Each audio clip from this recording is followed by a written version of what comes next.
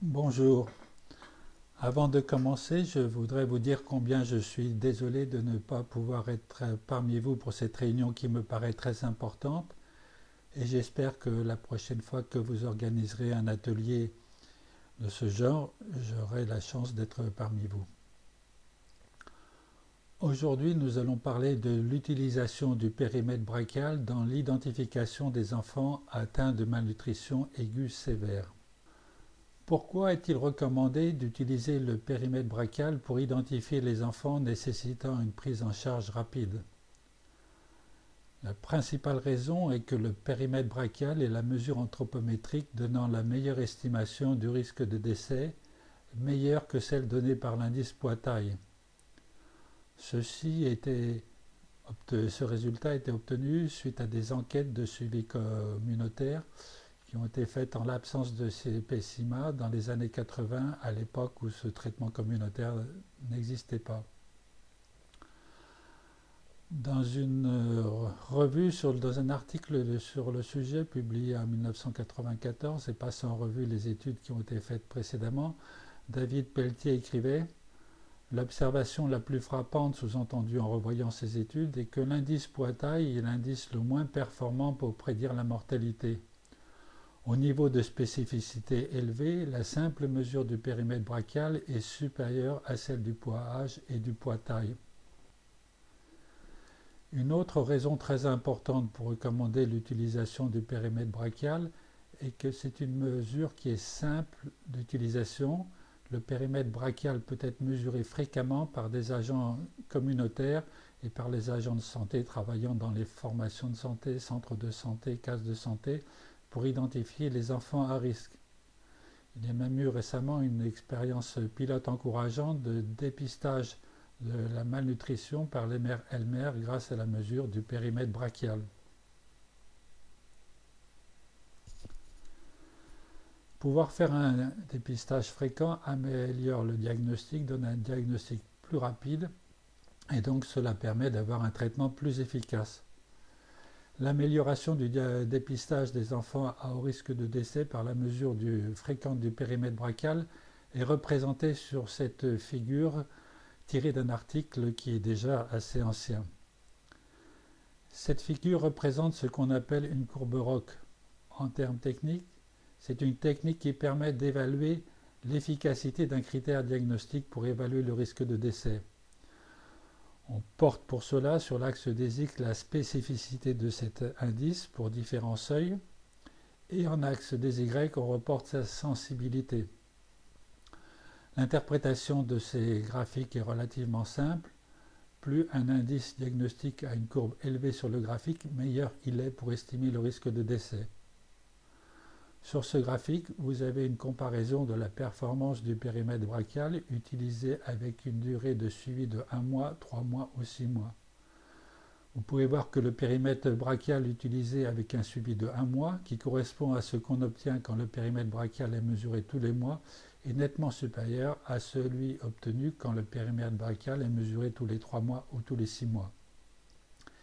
Il s'agit là d'un avantage majeur du périmètre brachial car c'est une mesure simple qui peut donc être répétée. Vous ne pouvez pas faire la même chose avec l'indice poids-taille. L'indice poids-taille est un indice difficile à mesurer, vous ne pouvez pas le mesurer tous les mois. Donc vous n'avez pas cette option d'amélioration de la précision du diagnostic par des mesures fréquentes.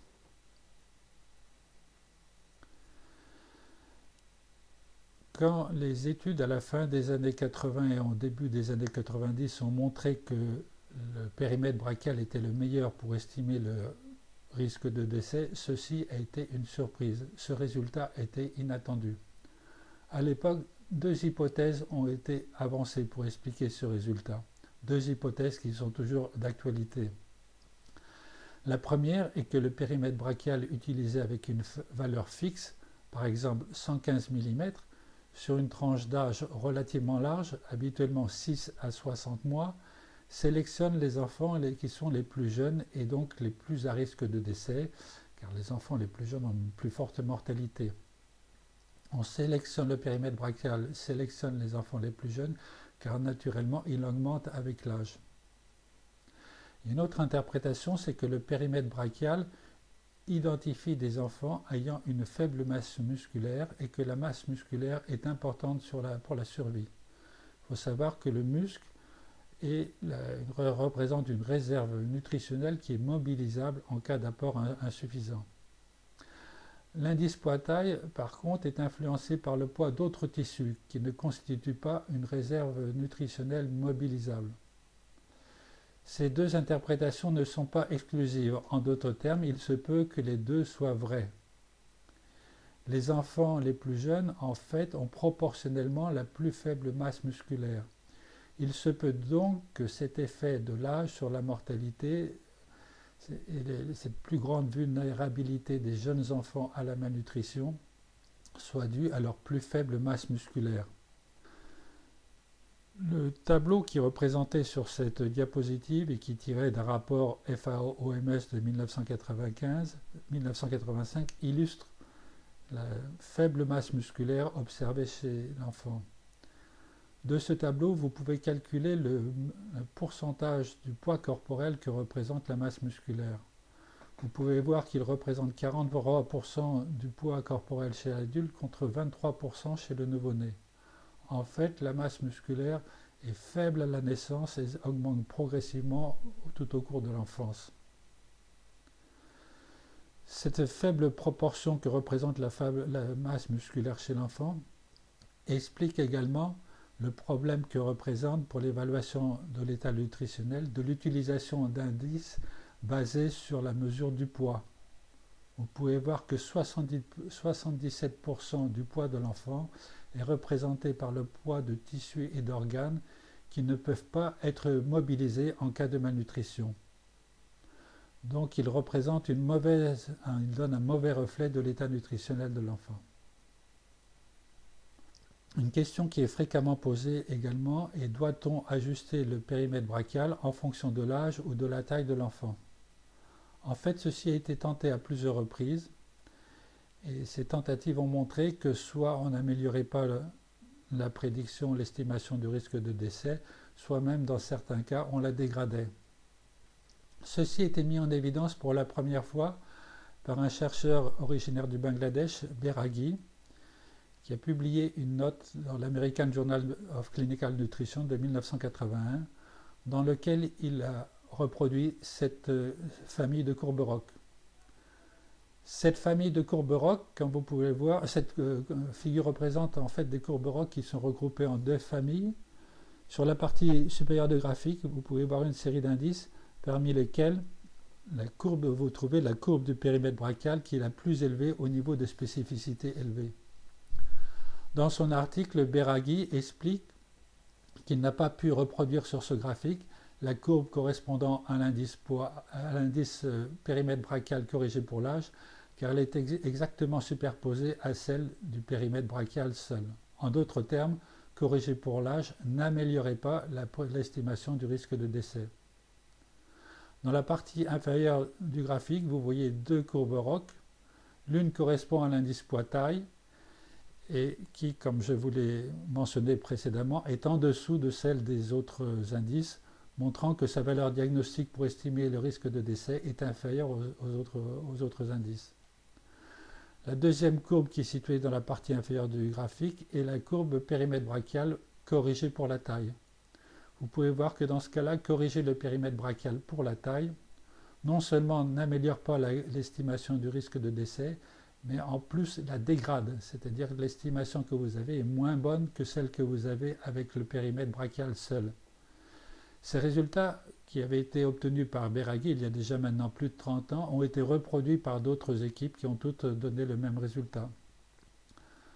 Une étude même a été publiée, je crois, l'année dernière, par un groupe danois qui travaille en Guinée-Bissau qui a trouvé le même résultat.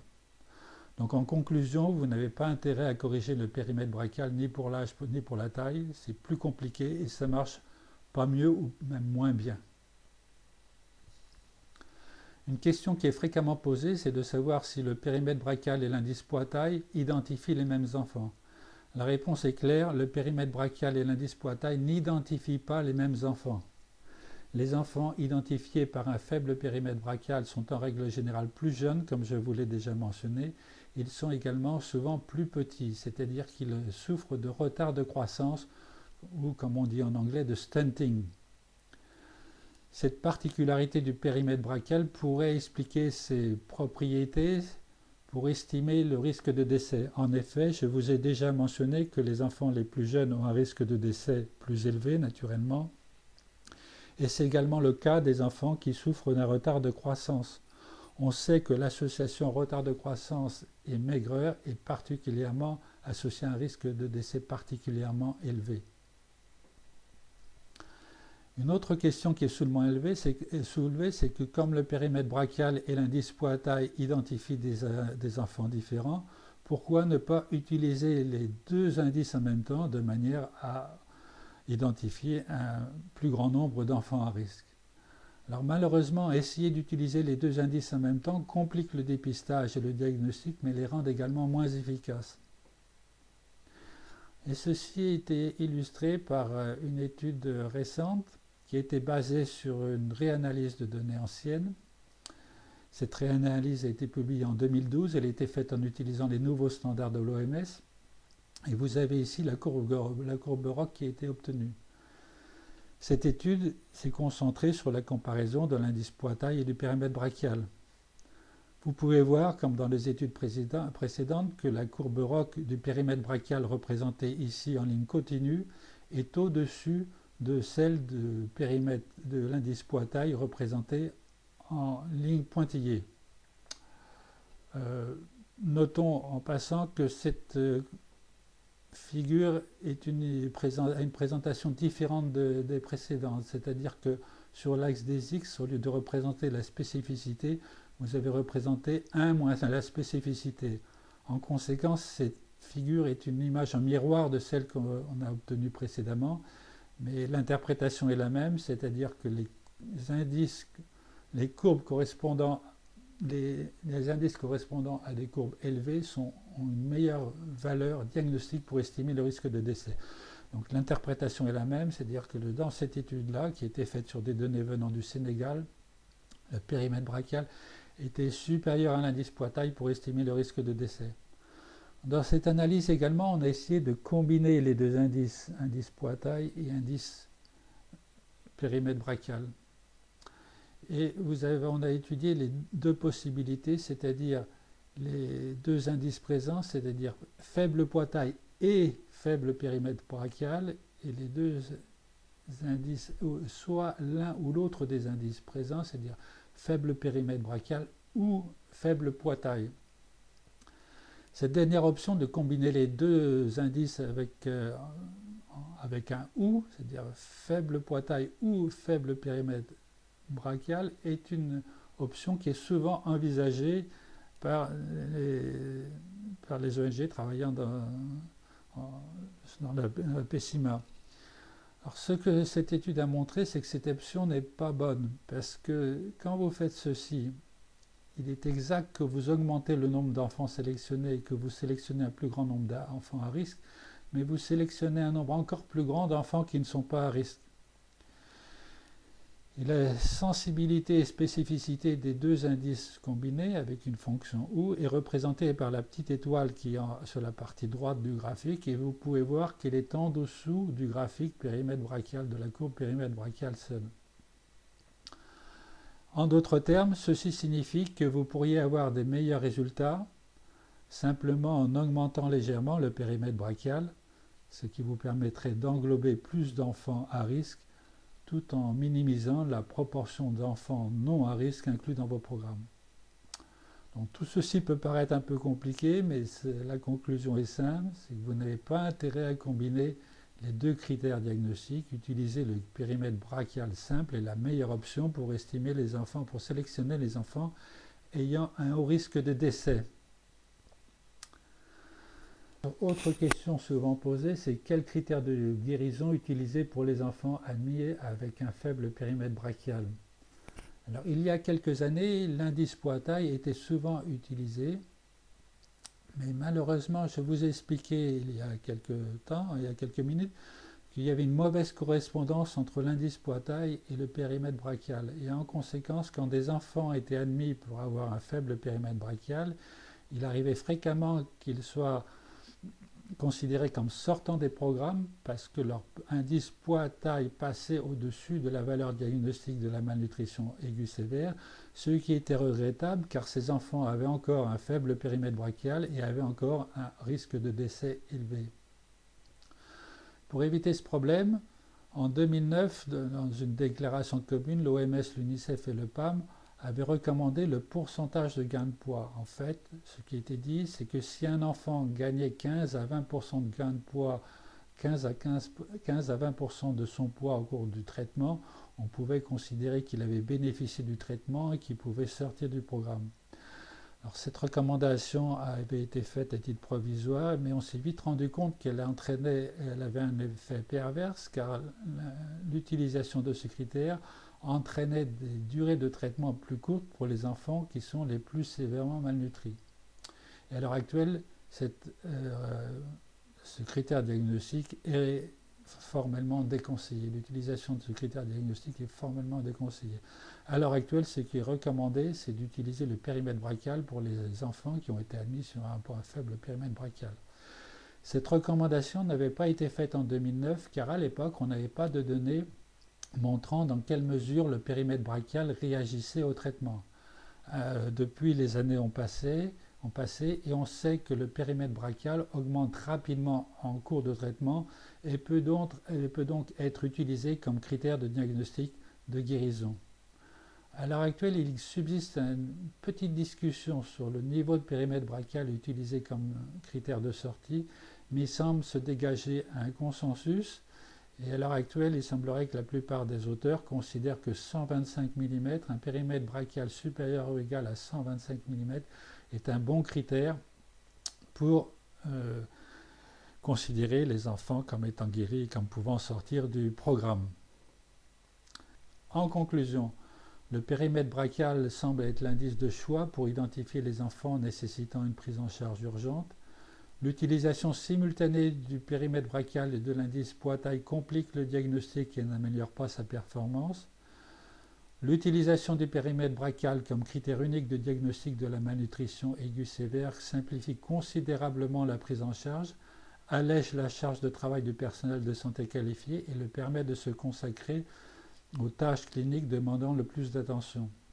Et je pense que c'est là un aspect très important, un grand avantage considérable du périmètre brachial, car je pense qu'une attitude raisonnable est d'utiliser au mieux le personnel de santé qualifié et au lieu de l'utiliser pour mettre en œuvre des critères diagnostiques qui sont compliqués et qui n'ont pas d'avantage évident, il vaut mieux les réserver pour les utiliser pour faire des tâches pour lesquelles ils sont les plus qualifiés et les meilleurs. Je vous remercie de votre attention et pour la toute dernière diapositive, je vous donne ici quelques références de documents qui sont disponibles sur Internet et que vous pouvez consulter si vous voulez continuer votre réflexion. De nouveau, je vous remercie de votre attention.